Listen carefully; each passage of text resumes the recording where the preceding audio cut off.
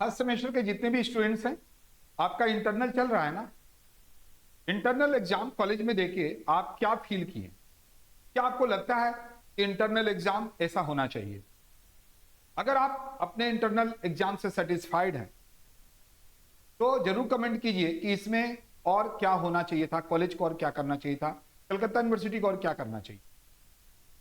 अब आप लोगों से इंटरनल से क्या लेना देना है भाई, 25 नंबर है ना, और इंटरनल से आप बहुत कुछ सीखते हैं कि आपको एग्जाम कैसे आगे देना है। जैसे 10 और 12 में आप देखते थे सेंटअप जो होता था, ये सेंटअप ही तो है।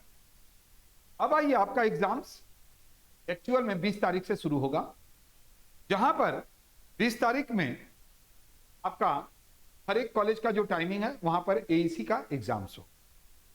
इसके बाद 22 और 24 को भी कॉलेज में ही एग्जाम है, ईवीएस का और टी वैल्यू, कंस्टिट्यूशंस वैल्यू। अब एक बात बताइए, आप काफी लोगों के पास मैंने देखा एडमिट कार्ड आ गया है, ठीक है, तो ये जो कॉलेज में एग्जाम होगा 20 तारीख, 22 तारीख, 24 तारीख, वहां भी आपको एक एक्सपीरियंस देगा, क्योंकि वो कॉलेज में ही हो रहा है, तो आपको पता चलेगा कि आप कॉलेज में ये सारे एग्जाम्स कैसे दे रहे हैं।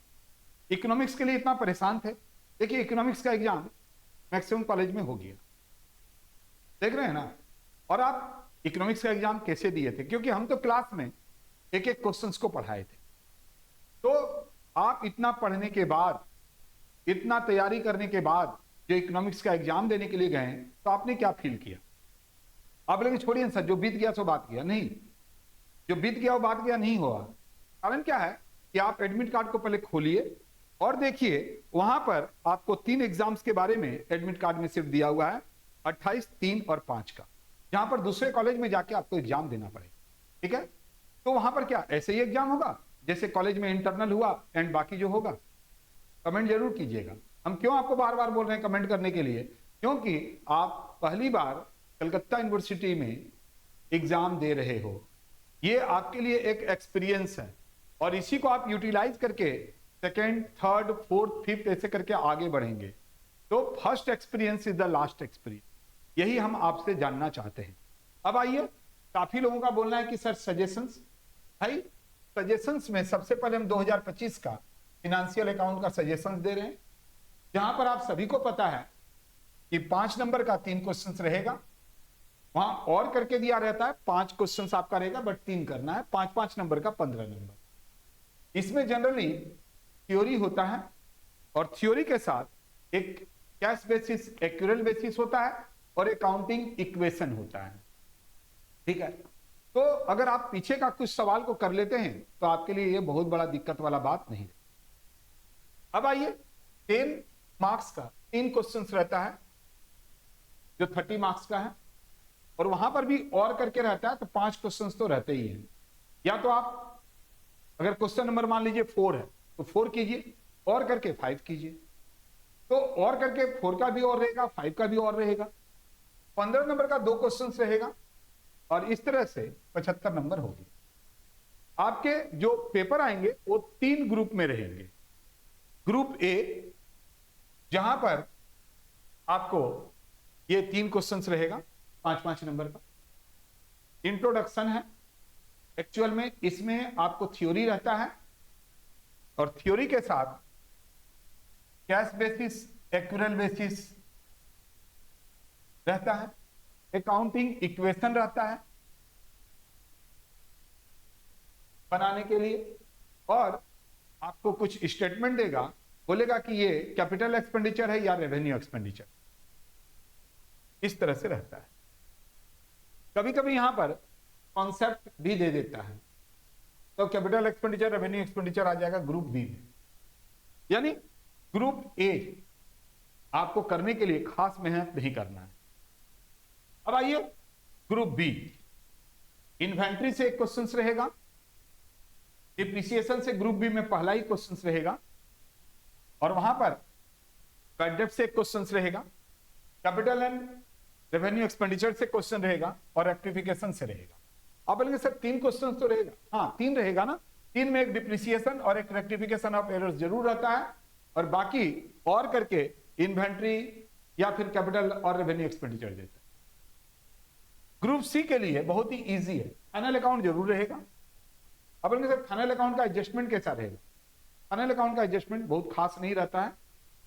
हमने अपने क्लास में एक एक सवाल 2023 तक का करवाए हैं, यानी फाइनल अकाउंट में कम से कम 40 सवाल करवाए हैं, जहां से आप आराम से कर सकते हैं। आप भी जहां पढ़े होंगे आपको भी करवाया होगा। दूसरा क्वेश्चन नॉन प्रॉफिट से रहता है, बट नॉन प्रॉफिट के नीचे में और करके सिंगल एंट्री दे रहा है। अब आप बोलेंगे सर सिंगल एंट्री तो हमारे सिलेबस में नहीं है, बट 2023 में ऑनर्स में भी दिया था, पास कोर्स में भी दिया था। तो यहां पर आपको कौन कौन सा जो प्रैक्टिकल है, प्रैक्टिकल तो इतना ही कम है कि प्रैक्टिकल में सारे ही चैप्टर आपको करने पड़ेंगे, क्योंकि फाइनल अकाउंट आपको करना पड़ेगा, नॉन प्रॉफिट करना पड़ेगा, तभी ग्रुप सी कर पाएंगे। आपको भाई डिप्रिसिएशन करना पड़ेगा, आपको रेक्टिफिकेशन करना पड़ेगा, ये तो जरूर करना पड़ेगा ग्रुप बी के लिए, ठीक है। इसी तरह से ग्रुप ए के लिए कैश बेसिस, सिक्योरिटी बेसिस और अकाउंटिंग इक्वेशन करना होगा। इतना तो आपको करना ही होगा, समझ रहे हैं इतना बात को। अब आइए कि बोलेंगे सर थ्योरी भी तो आता है। हाँ थ्योरी आता है ना, बट बहुत कम आता है। पहले थ्योरी बहुत ज्यादा आता था, लेकिन न्यू सिलेबस जब बना है ना, तो थ्योरी बहुत ही कम आता है। थ्योरी बहुत ही कम आता है, यानी जो आपका ग्रुप ए होगा वहां पर हार्डली 2 थ्योरी रहता है, और बाकी जहां पर भी थ्योरी रहता है वो बेकार है।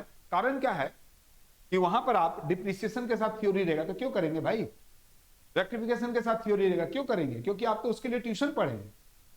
आपका तो फर्स्ट सेमेस्टर में एक ही सब्जेक्ट था, तो उसके लिए आप प्रैक्टिकल को छोड़ के थ्योरी करेंगे तो दिक्कत है ना। फिर भी हम आपको थ्योरी में क्या क्या इंपॉर्टेंट है, क्या क्या इंपॉर्टेंट है, देखिए आपको स्क्रीन में दिख रहा होगा। इतना करके चले जाना, आराम से होगा। और जो दिख भी रहा है ना वो डिस्क्रिप्शन बॉक्स में भी दिया रहेगा।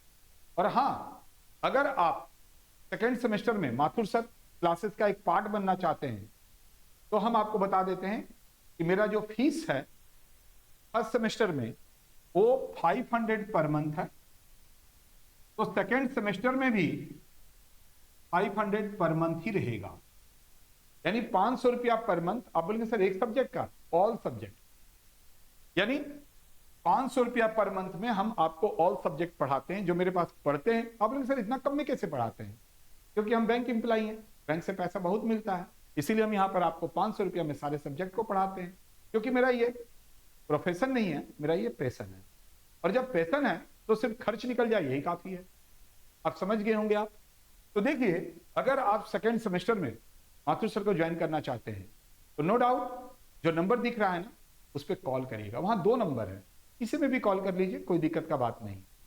और एक बात और भी बताएंगे, वो ये है ना कि अगर आप माथुर सर के पास ऑफलाइन ज्वाइन करते हैं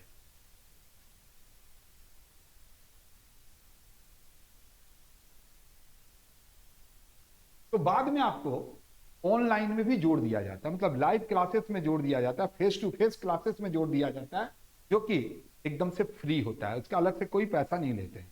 यानी देखिए आपको क्या हुआ, 100 पर मंथ में आप ऑफलाइन भी कर रहे हैं और ऑनलाइन पूरा का पूरा रिकॉर्डेड क्लास आपको मिल जाता है, ठीक है। तो सोचिए मत, फर्स्ट सेमेस्टर का एग्जाम देके अगर आप चाहते हैं कि माथुर सर को ज्वाइन करें तो जो नंबर दिख रहा है कॉल कीजिए और अच्छे से इसको करके जाइए। 100% नहीं, 1000% इसी से आएगा। रह गया बात प्रिंसिपल ऑफ मैनेजमेंट और ईडी का, तो नेक्स्ट जो वीडियो आएगा उसमें प्रिंसिपल ऑफ मैनेजमेंट और ईडी का ही आएगा। अच्छे से करके जाइए। Best of luck, bye.